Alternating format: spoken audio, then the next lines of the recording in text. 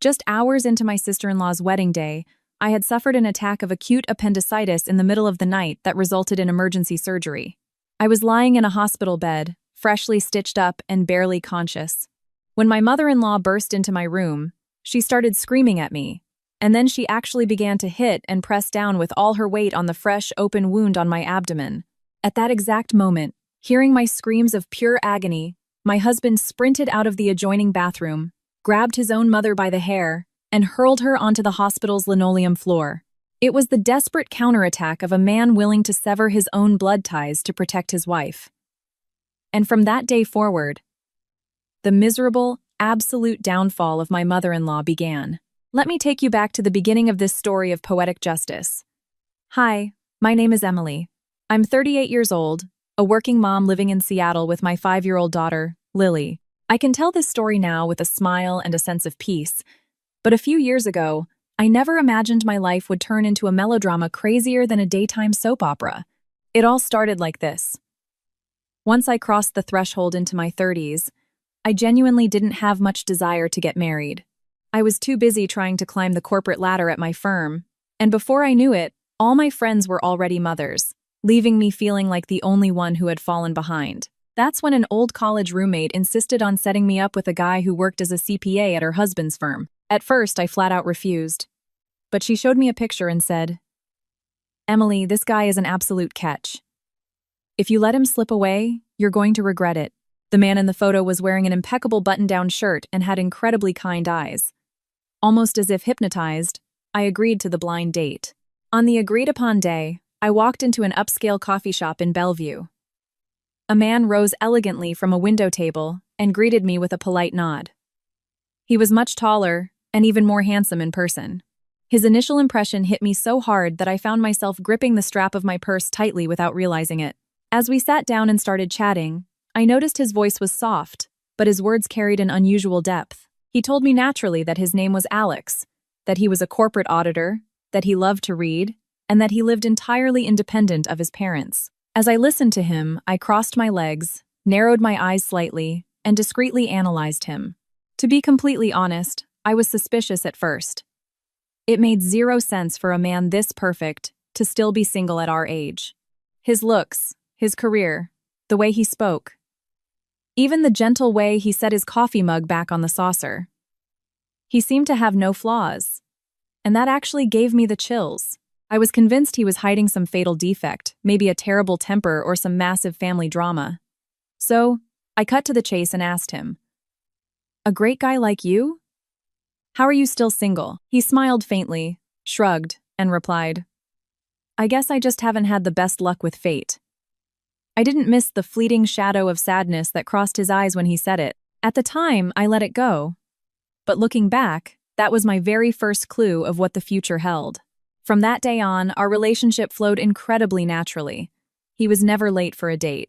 If I had to work overtime at the office, he'd be waiting outside the building with a hot panini and a latte so I'd have something for dinner. Unlike my ex-boyfriends who would raise their voices at the slightest disagreement, Alex was the type to speak less, and with more calmness the more tense things got. I fell completely in love with that temperament. When I'd get home from our dates, I'd lie in bed staring at the ceiling, just smiling to myself. I was head over heels. Right around our 1-year anniversary, it happened.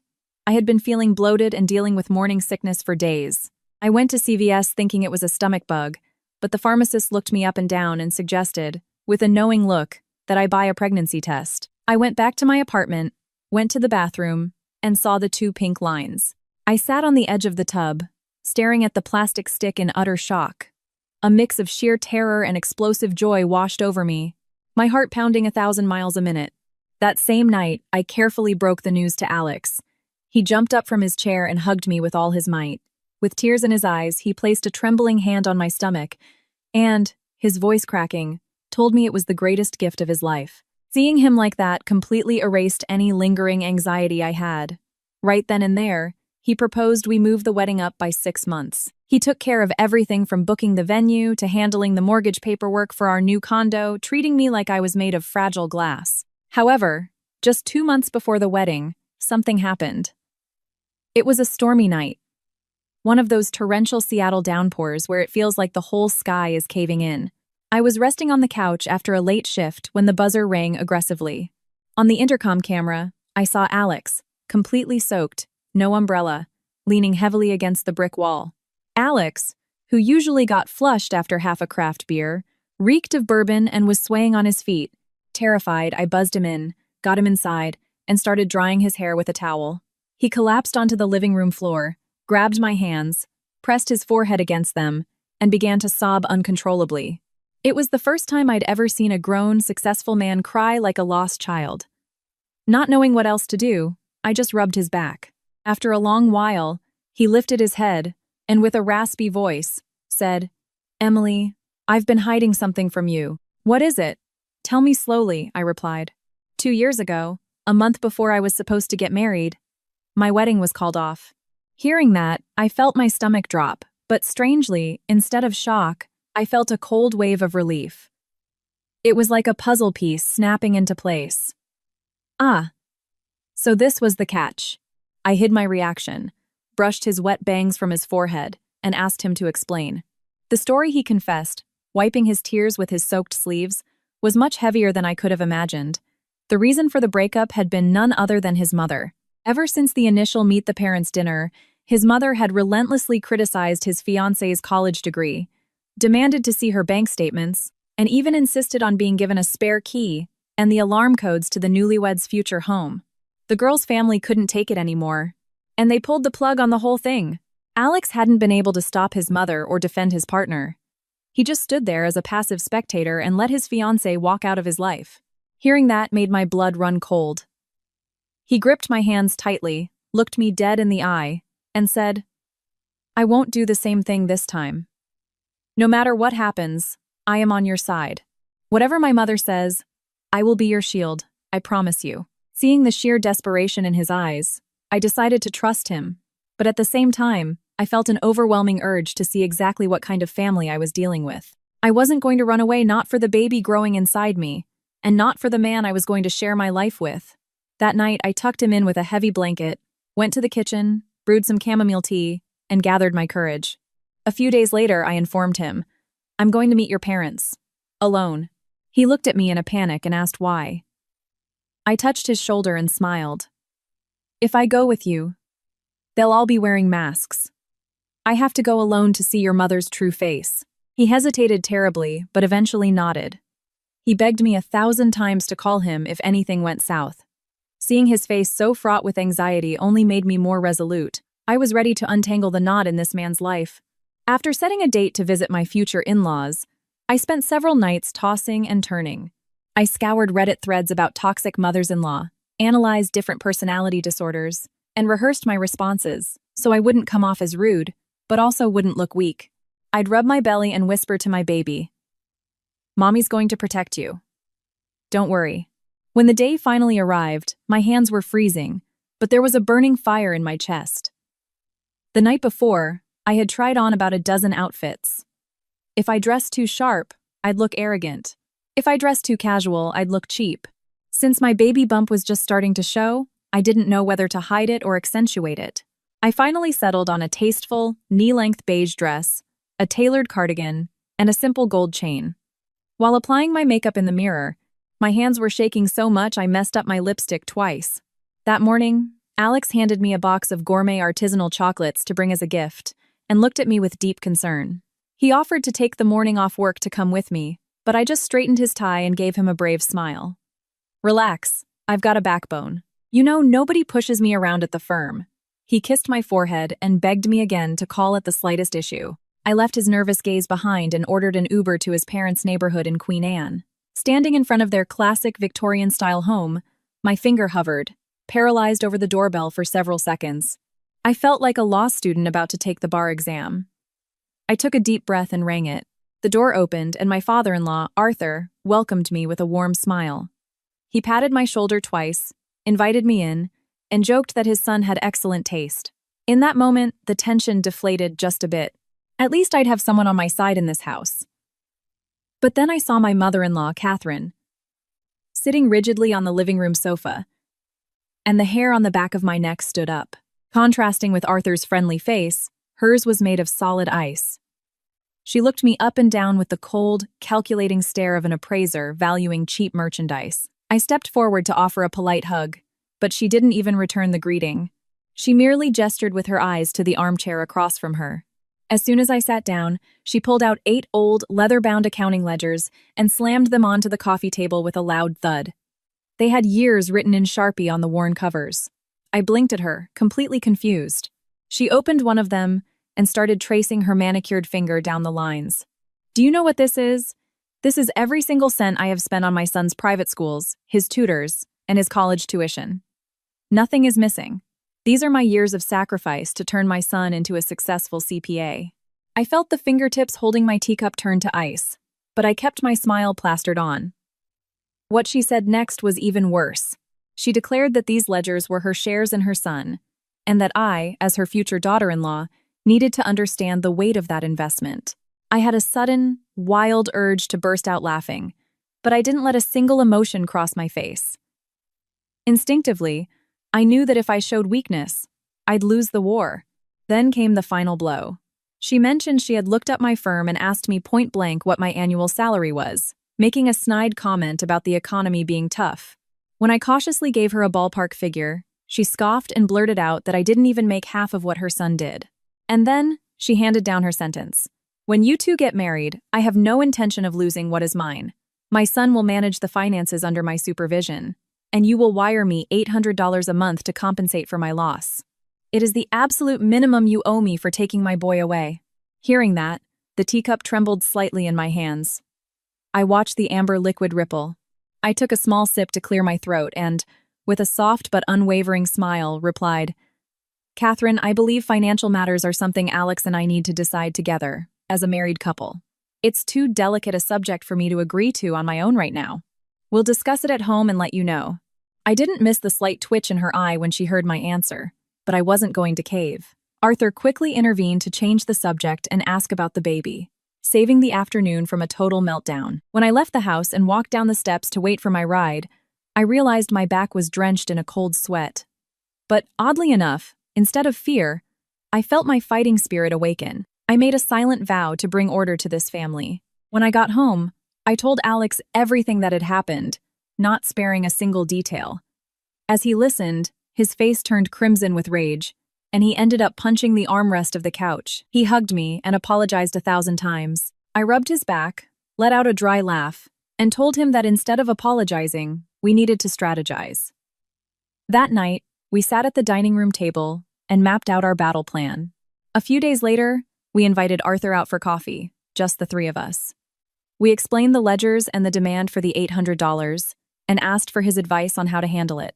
My father-in-law, who had witnessed the whole thing, let out a deep, heavy sigh before I even finished speaking. I am so sorry I didn't stop her in that moment.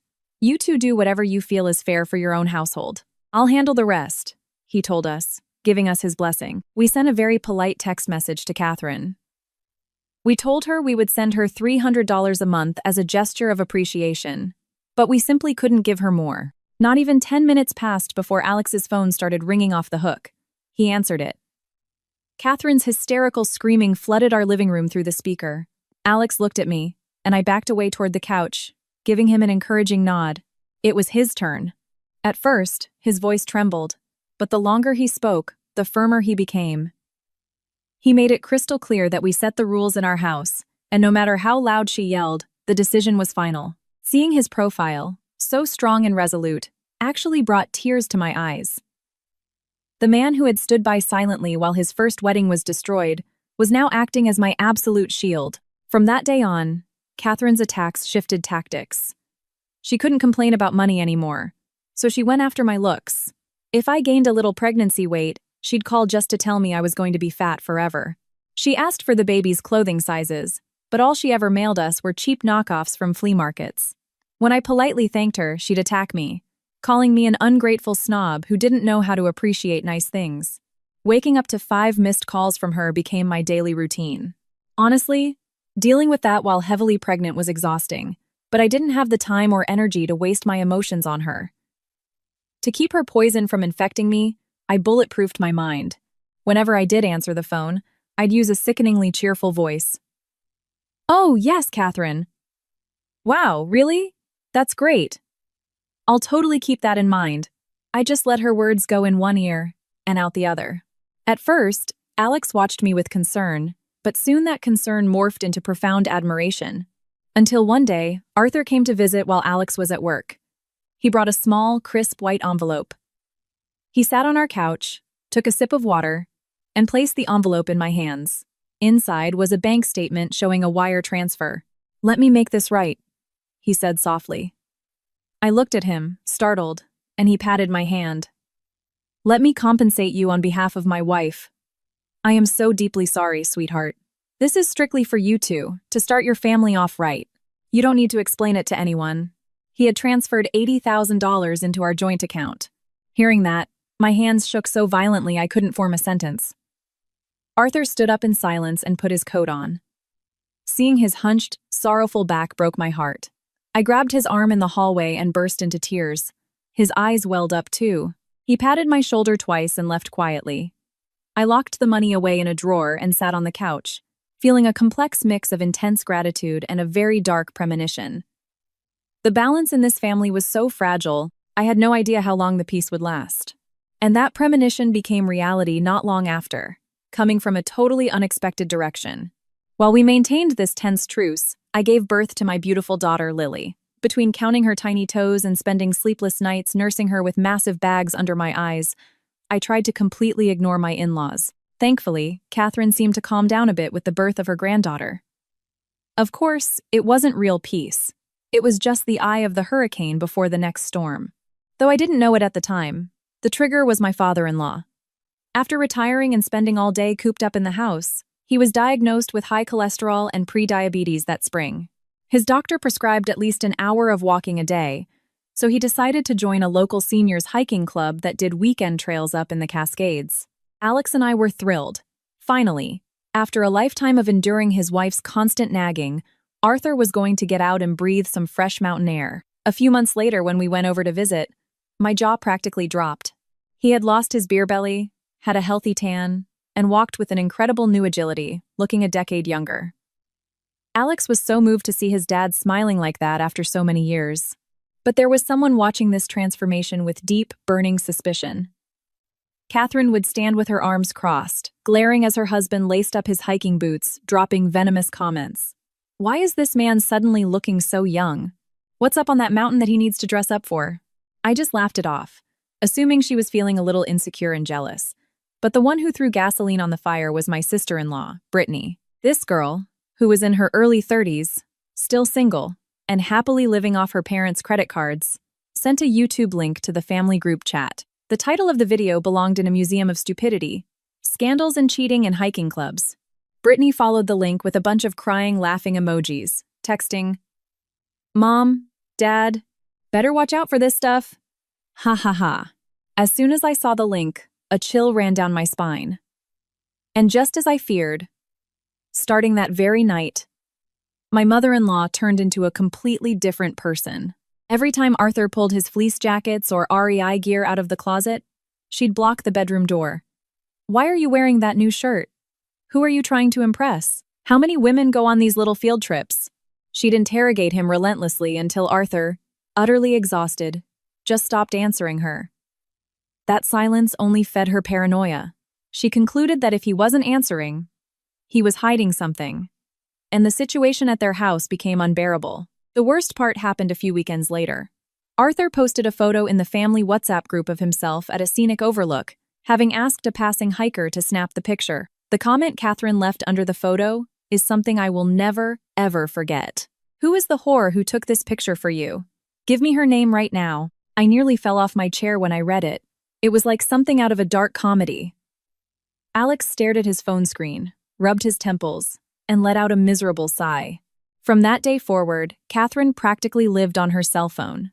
She started calling Alex at work right in the middle of tax season 10, 20 times a day, repeating the exact same demand. "Track your father's iPhone.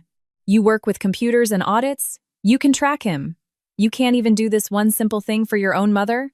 No matter how many times Alex explained that tracking someone's phone without their consent was illegal and completely insane, it didn't register. One afternoon, Alex, hiding in a bathroom stall at his corporate office, finally exploded. He yelled so loudly that Lily and I got scared hearing him through the receiver at home. "Mom, if you don't trust Dad that much, go follow him up the damn mountain yourself. Stop calling me. I'm going to get fired because of you." Hands shaking, he blocked his mother's number. I hugged him from behind when he got home, saying nothing. I could see him crumbling under the weight of her insanity. But human nature is terrifying. Once she lost her son as an outlet, Catherine's sights locked onto me. I was on maternity leave, home with the baby all day, and she called to issue my next set of orders. "Emily, this weekend you are going to follow your father-in-law. You can just push the baby in the stroller. Wait for him at the light rail station, follow him to the trailhead, and take pictures of whoever he meets." I was literally speechless at the sheer stupidity of the request. She wanted me to go on a covert espionage mission to the mountains with a newborn infant. I controlled my tone and replied, "Catherine, why on earth would I spy on Arthur's private life? I am absolutely not doing that." Her banshee screams echoed out of the phone speaker, but I just calmly pressed end call. I walked over to the window, rocking my baby, and watched the sun set over the Seattle skyline. I felt it deep in my bones. The dynamics in this family were spiraling totally out of control. If before she was an overbearing mother-in-law, now she was a full-blown sickness. The climax arrived shortly after, during a family lunch. It was Arthur's birthday, so we were obligated to go to their house, and Brittany was there too. I was in the kitchen helping prepare some appetizers while Alex and his dad watched the Seahawks game in the living room. Suddenly, I saw Brittany whispering something to my daughter, Lily, who was playing on the rug near her. I leaned out of the kitchen slightly, a spatula still in my hand, to listen. I will never forget what my ears picked up. "Listen, sweetie. Auntie will give you a crisp $10 bill if you go sneak the cell phone out of Grandpa's pocket without him noticing. Okay?" I froze, gripping the handle of the spatula so hard my knuckles turned white. My blood was boiling, roaring in my ears. Using a little girl her own niece as a pawn to steal a phone, they had crossed an unforgivable line. But the one who reacted before I could was Alex. I don't know how he heard her whisper over the noise of the TV broadcast, but he shot up from the couch like a coiled spring and towered over his sister. He pulled Lily behind him and growled, low and dangerous, "What did you just say to her?" "Repeat it." Brittany rolled her eyes and let out a nervous, breathy laugh. "Alex, chill out." "Oh my God, it's a joke." In that moment, Alex unleashed every ounce of rage he'd been swallowing for years. He raised his voice with so much fury I thought he was going to flip the dining table. Catherine came running out of the kitchen, terrified, screaming, "What's going on?" And that was when Alex dropped a bomb even I wasn't expecting. "It's over. The $25,000 I was going to give you for your wedding gift? Forget it. As of today, it's canceled. Why the hell would I give money to an aunt who uses my daughter as a tool for her psychotic games?" The living room turned to ice.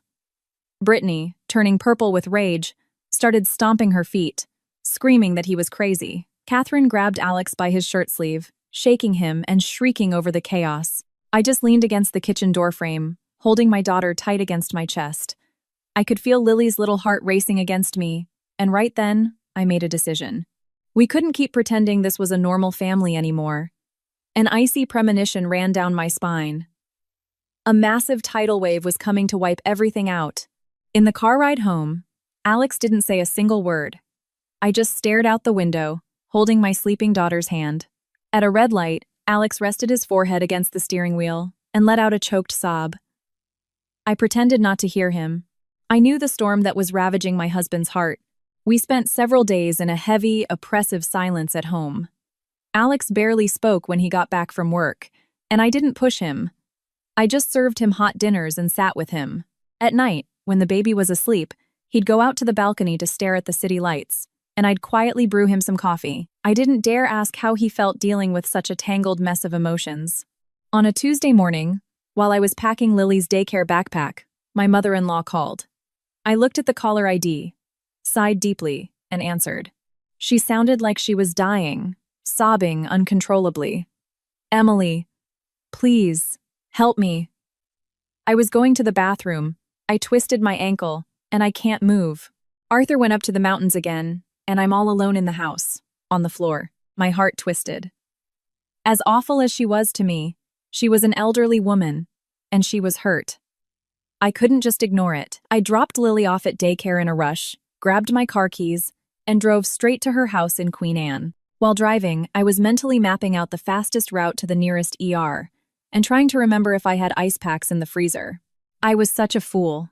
When I arrived at her building, I rang the bell and the door flew open immediately. What I saw left me petrified. My mother-in-law didn't have a bandage or a cast on her ankle. She was standing perfectly upright, hair blown out, wearing heavy makeup, a silk scarf, and clutching a designer handbag. I just stared at her for a few seconds. Before I could even open my mouth, she shoved me aside and marched briskly toward the elevator. "What are you waiting for?" "Hurry up, get to the car. Your father-in-law just caught a taxi downstairs. Follow that cab." Then it all clicked. The twisted ankle. The frantic emergency call. It was all a filthy, calculated lie, just to use me as her chauffeur and bloodhound in her insane stalking mission. I stared at her back as she marched toward the parking garage, squeezing my car keys so hard my nails dug into my palms. If I exploded right there, she would flip the script and tell everyone I was a disrespectful, abusive daughter-in-law. But if I went with her, I'd be officially complicit in her madness. As the elevator descended to the garage, I quickly calculated how to shut this down permanently. We reached my SUV. Catherine, assuming we were speeding off, pulled open the passenger door and climbed in. I got into the driver's seat and turned on the engine. But instead of putting it in drive, I hit the central lock button on my door panel. Clack. The heavy sound of all 4 locks engaging echoed inside the cabin. She, midway through buckling her seatbelt, side-eyed me. Without taking my eyes off the concrete wall in front of me, suppressing a tidal wave of fury, I spoke. "Catherine, get out." "Excuse me? I am not driving you anywhere today." I saw out of the corner of my eye how her face contorted, turning violently red. She started screaming. "How dare you, you little brat! Start this car right now!" But I raised my voice over hers, cold as liquid nitrogen. "Do not ever use me or Alex as a shield to justify your baseless paranoia against your husband ever again. I am your son's wife. I am not your hunting dog." Her jaw dropped open.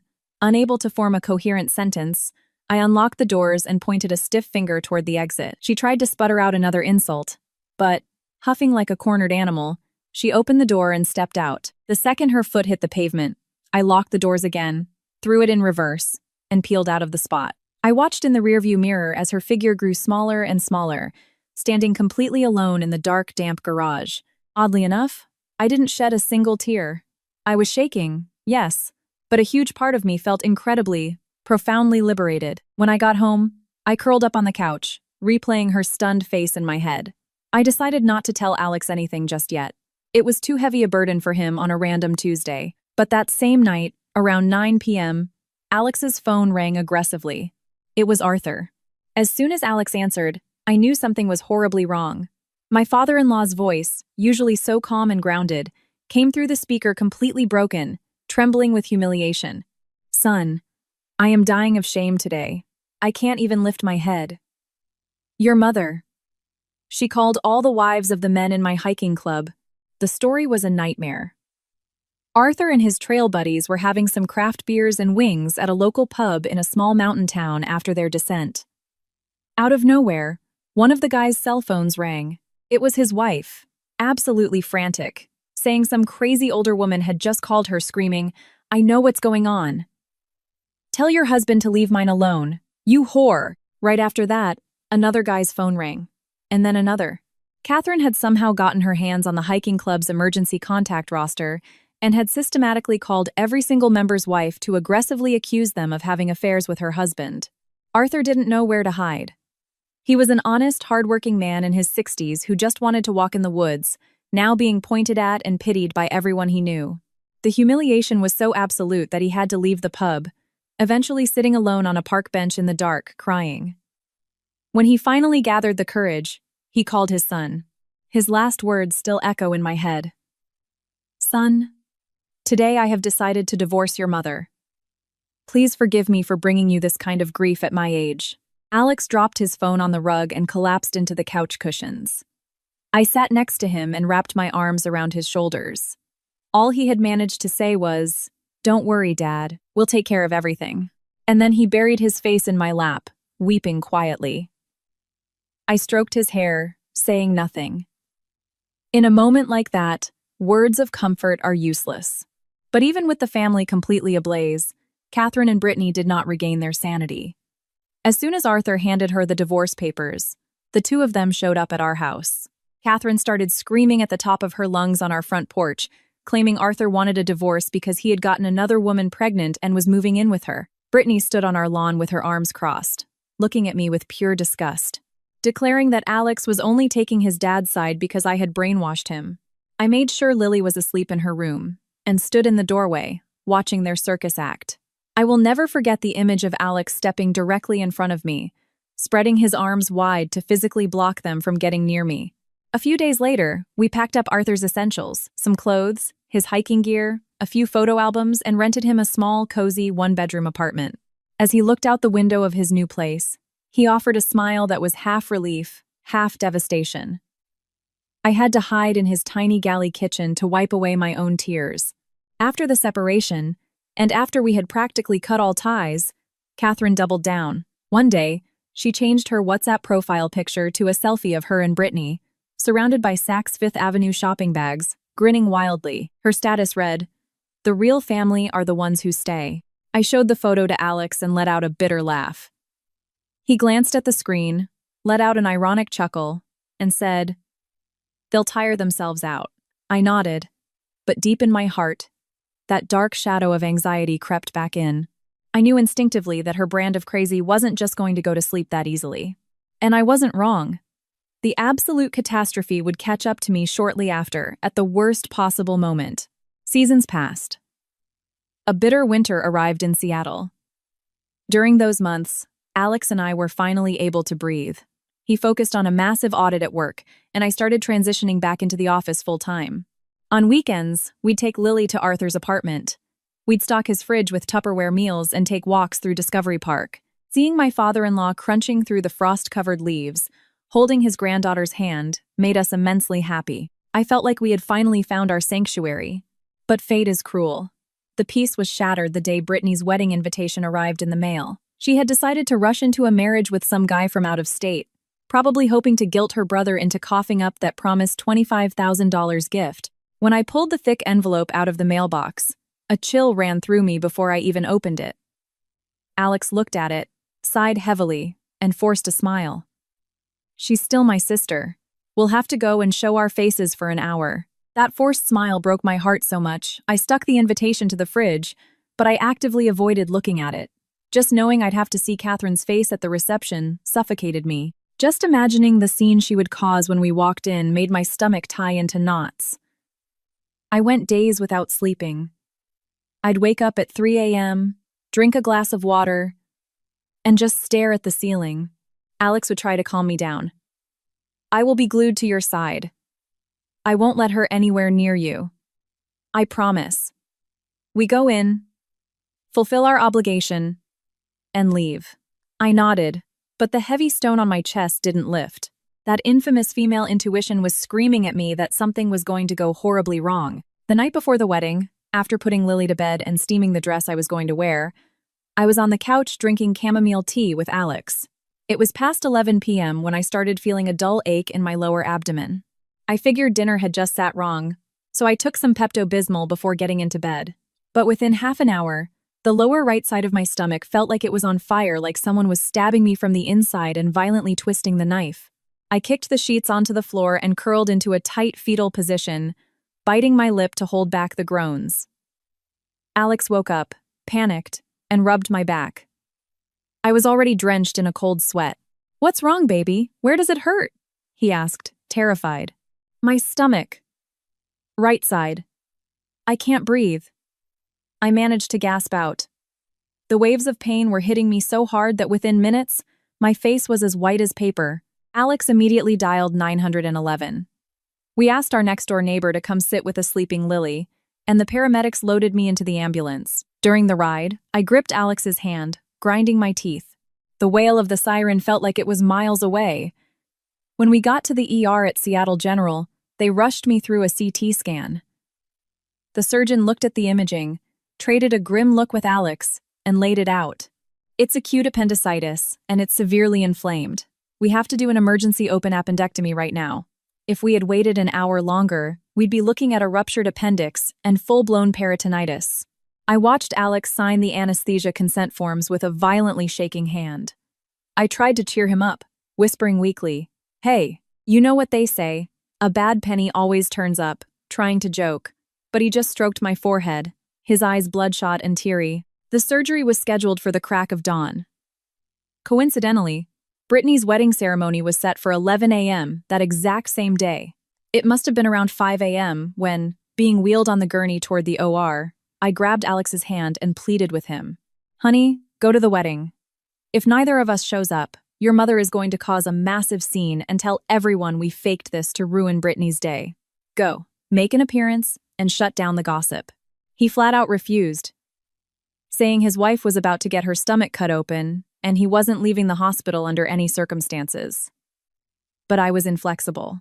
I absolutely refused to give his toxic family any ammunition to attack us with in the future. Alex closed his eyes, pressed his forehead against mine, and finally gave in. "I'll go for 20 minutes and run right back." They wheeled me into the OR, placed the mask over my face, and told me to count backwards from 10. I didn't make it to 7. When I woke up in the recovery wing, the ceiling tiles were blurry, but the pain was beyond anything words can describe. I felt a searing line of liquid fire running from my belly button down to my pelvis, like claws trying to rip my skin open from the inside. It was the surgical incision waking up as the anesthesia wore off. I pressed the morphine drip button like a maniac, but the pain wouldn't recede, and tears leaked silently from my eyes. They moved me to a semi-private room. I couldn't move a single muscle. Taking a deep breath pulled violently on my stitches. So I took shallow, panicked little breaths. Sunlight was streaming through the blinds, but I could only stare at the blank wall, listening to the hospital sounds. Nurses chatting in the hall, the woman in the bed next to me eating ice chips. Everything felt miles away. I had no idea what time it was. I was just fighting a war against the pain. Suddenly, the door to the hospital room burst open. Alex rushed in. His tie was undone, his suit was wrinkled, his face was flushed red, and he was sweating profusely. It was obvious he had bolted from the reception, probably tossing the gift envelope on a table and sprinting to his car. He dropped to his knees next to my bed and wiped the sweat from my forehead. His hands were shaking. I smiled as best I could and whispered, "You came." "Oh, baby, how are you? You're so pale." "It's over now, I'm here," he said, out of breath.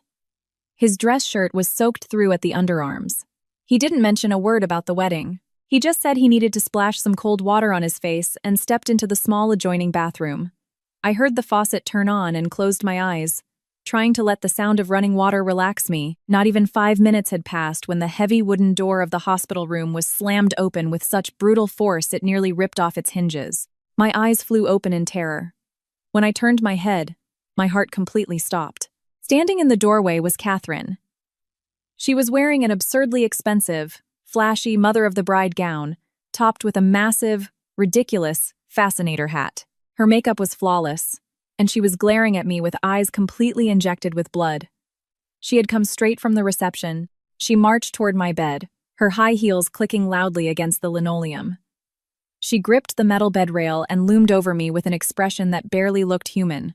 Every ounce of resentment, the bitterness over the divorce, the canceled $25,000 and whatever gossip had happened at the wedding, it was all condensed into that pitch-black stare. The first sentence that hissed through her clenched teeth is burned into my brain forever. "You staged this little theater act and sliced your own belly open just to skip my only daughter's wedding.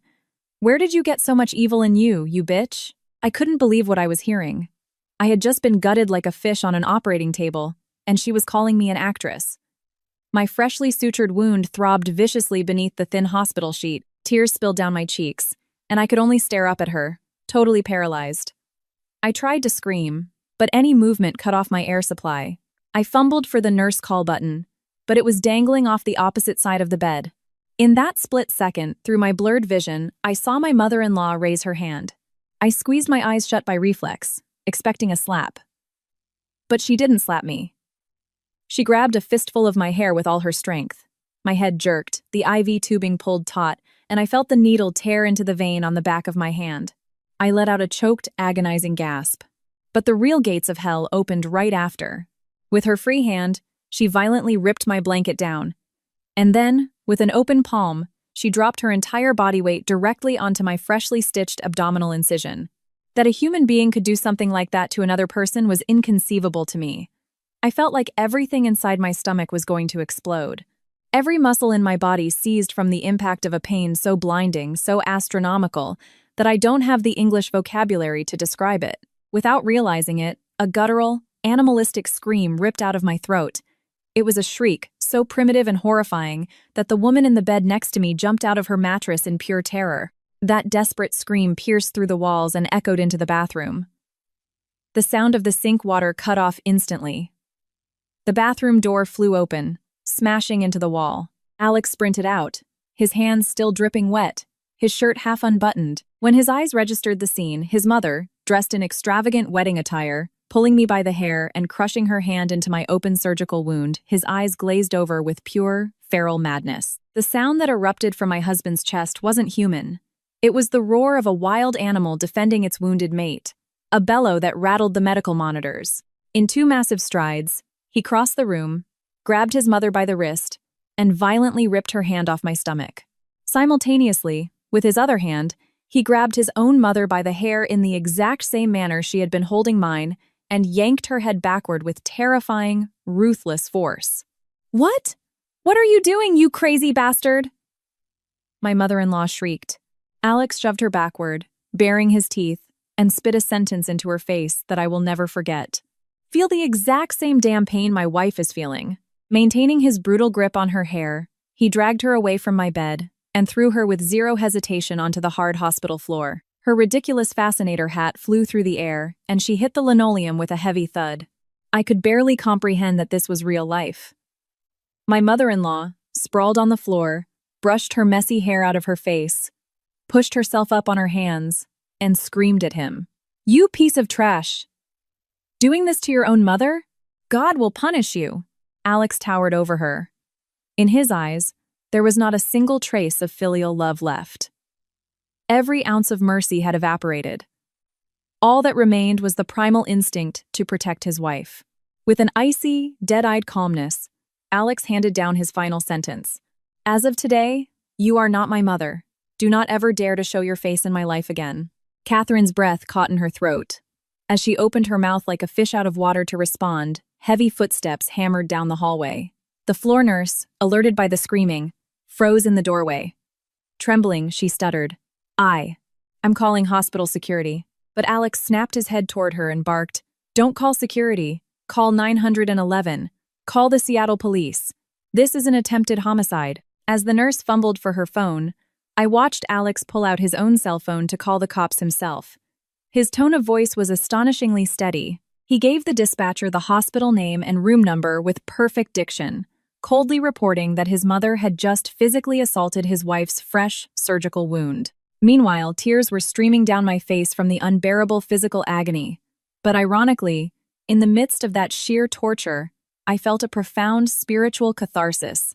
The demon that had been eating away at us for years had just been cast down to the floor by the hands of my own husband. He had kept the promise he made on that rainy night. He was my absolute shield, and that realization filled my heart faster than any IV painkiller could. The attending doctor rushed in and pulled the sheet back with extreme caution to examine my abdomen. I shook violently at the slightest touch. He confirmed that the exterior sutures had held, but ordered an immediate ultrasound to check for internal hemorrhaging. Catherine was still hurling insults at her son from the floor, but her yelling had absolutely zero power over me anymore.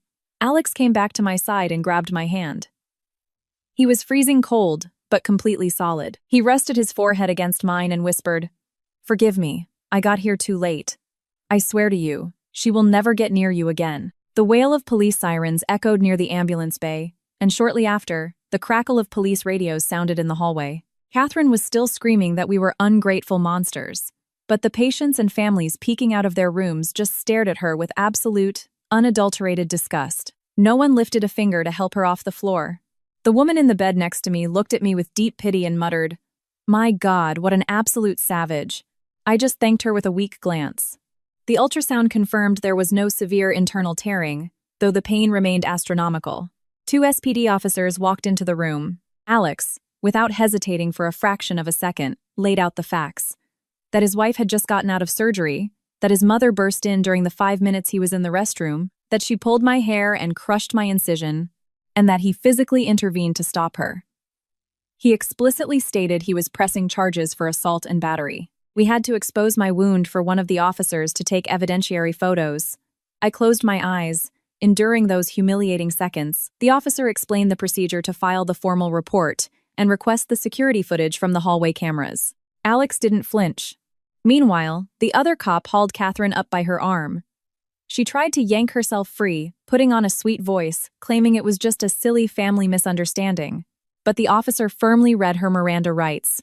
Catherine's face went chalk white as she realized this wasn't a domestic squabble she could talk her way out of. She was being arrested. Son, she pleaded, reaching a trembling hand out toward Alex. He didn't even blink. He turned his back to her completely and focused on dabbing the sweat off my forehead with a tissue. Catherine stared at his immovable back, utterly stunned. Click, click. The metallic sound of handcuffs locking around her wrists cut through the room. I watched the entire scene without blinking. In her ruined $1,000 designer dress, her mascara running down her cheeks, flanked by 2 police officers, my mother-in-law was perp-walked out of the hospital room. Seeing the absolute ruin of the woman who had made my life a living hell didn't bring me joy. I only felt a heavy sadness for the dark pit she had willingly thrown herself into. A little while later, Alex's phone buzzed. It was Brittany. Alex put it on speaker, and his sister's shrill voice flooded the room. Alex, what the hell are you doing? It's my wedding day. Someone just told me Mom is at the precinct, Alex responded, his voice like dry ice. Yeah. Your mother just tried to rip open my wife's stitched-up stomach. That's why she's in a holding cell. There was a stunned, heavy silence. Then she started screaming hysterically, and he hung up. A few hours later, Brittany, red as a tomato, stormed into my hospital room. I was doing a little better by then, propped up on some pillows. She immediately started threatening us. How could you put Mom in jail? Do you want us to literally never speak again? Alex, leaning against the windowsill with his arms crossed, delivered the final verdict. It's not that we don't want to see you again. It's that we are never seeing you again. And yeah, obviously, don't even dream about that 25 grand for your wedding. In that exact second, Brittany's face morphed in a truly fascinating way. She stopped glaring at her brother with hatred. The moment she heard the word grand, her eyes darted back and forth. Her tone instantly shifted into one of humiliating desperation. Alex, I'm begging you. I'll make Mom apologize on her knees, I swear. Just please give me the money. Under the blankets, I had to cover my mouth so I wouldn't laugh at how pathetic the situation was. In reality, we knew Catherine was sitting in an interrogation room refusing to apologize, probably claiming that teaching a daughter-in-law respect wasn't a felony. Realizing that her mother's psychotic break had just cost her $25,000, Brittany's face darkened, and what she did next was legendary. She dropped to her knees right next to my hospital bed, clasped her hands together in prayer, and begged me. Emily, sister, I am so sorry. I am so sorry. I need that money to pay the caterer. The contracts are signed. I'll sign whatever you want. I won't ask Dad for a single dime of his retirement money ever again. I swear to God. Please just give me the money. I will personally cut my mother out of my life, I promise. Please. I stared down at a person who was entirely capable of selling her own mother down the river for a stack of cash. I saw firsthand just how deeply greed could rot a human soul. Alex stepped forward and said, "If you'd sell your own mother out today for cash, you'll sell me out tomorrow. Get the hell out of here." Now, when she tried to grab his pant leg, he shoved her toward the door and kicked her out. When the heavy door clicked shut, Alex and I looked at each other and let out a dry, exhausted, but incredibly freeing laugh. Those people belonged to a completely different world, and we were finally, permanently out of it. Alex took out his phone, deleted his mother and sister's contacts, blocked their numbers, blocked them on social media, tossed the phone onto the bed, and let out a massive sigh. He looked like he had just dropped a 200-pound weight off his shoulders. 2 days later, I started physical therapy, taking tiny, shuffling steps around the room. Alex held my arm securely. Right then, there was a soft knock on the door. It was my father-in-law, Arthur, wearing a humble fleece sweater, holding a thermos of homemade chicken noodle soup. The second our eyes met, the poor man broke down. He walked toward us, thick tears rolling down his weathered cheeks. "Forgive me, honey. I was a coward. I should have cut her off at the root years ago, and because of me, you ended up in this bed," he sobbed. I squeezed his hand, guided him to sit on the edge of the mattress, and told him through the lump in my throat, "Arthur, you are not to blame for any of this. Absolutely none of it." Alex pulled his father into a tight hug, and the two grown men cried together. Seeing a father and son holding each other up in the afternoon light made me understand, from the very bottom of my soul, what a true family actually is. It's not about sharing blood. It's about sharing the weight of someone else's pain. Arthur spoon-fed me the warm chicken soup while I cried quietly, stroking my hair and whispering, "It's over now, sweetheart. It's all over." My recovery was miraculously fast. Alex took his vacation time, transitioned to remote work, and didn't leave my side for a single second. A week later, I finally went home. Lily came sprinting down the hallway screaming, "Mommy!" I couldn't pick her up because of my stitches, but Alex scooped her up, and the three of us pressed our cheeks together in a tight hug. That moment erased every ounce of suffering from the previous years. Over time, rumors reached us about the absolute mud pit those two women had sunk into. During the legal fallout, Brittany relentlessly harassed her mother over the lost wedding money, blaming her for ruining her life.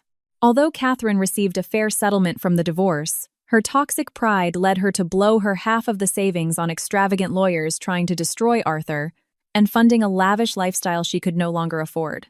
Desperate to keep up appearances and pay for her daughter's luxury honeymoon, she ended up going to predatory payday lenders or cover the exorbitant interest rates. She drowned in debt, her credit score was annihilated, and her phone rang constantly with threats from debt collectors. One weekend, while we were having dinner at Arthur's apartment, Alex received a call from a blocked number. He put it on speaker. It was his mother, sobbing uncontrollably. "Alex, my boy, please, just pay my loan installment this month. Please. Just this 1 month." Alex didn't even blink. "Ma'am, don't cry to me. Go ask your beloved daughter for the money, the one you took the loans out for. Leave me alone." He hung up, and without missing a beat, went back to eating his beef stew. Arthur looked at him across the table and said softly, "Well done, son." That night, back at our house, after tucking Lily into bed, Alex held me on the couch and whispered, "Now, it's really over, baby. From now on, it's just the four of us. You, me, the kid, and my dad." I nodded in silence. The house was completely still. The glow from the living room lamp was warm, and I could hear the faint, rhythmic breathing of my daughter on the baby monitor. This was the life I had fought so fiercely to protect. Eventually, my mother-in-law had to file for bankruptcy, and Brittany, after bleeding her mother dry of whatever cash she could get, completely cut ties with her so she wouldn't get dragged down by the debt collectors. They betrayed each other and sank completely alone into the misery they had built with their own hands. Meanwhile, my father-in-law still drives up to the Cascades every weekend with his buddies, healthy and happy, and takes his granddaughter to the park on Tuesday afternoons. My husband kept the promise he made to me on that stormy night, putting everything on the line to defend me. And I learned a vital truth. Toxic ambition and a desperate need for control will ultimately destroy the people who wield them. Today, when I set 4 plates on the dining table for dinner, I close my eyes and give thanks. Thank you for defending me. Thank you for not giving up. And thank you for this infinite peace that, after surviving hell, I will never, ever take for granted.